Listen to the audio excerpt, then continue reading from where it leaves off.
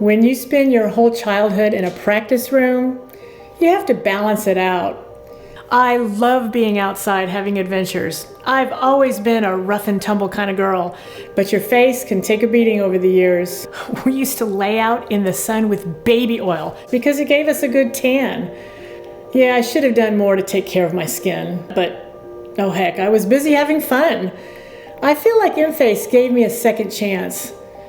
My friends talk about doing things to their face and stuff, but I just don't want to go under anesthesia. EMFACE is so easy. You just lay there, and it's warm, and it flexes your facial muscles and squeezes your cheeks.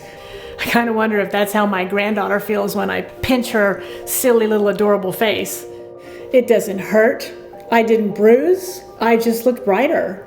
I look more like how I feel, ready for another adventure, ready for more pictures. It's a studio grand. It's got room for a few more.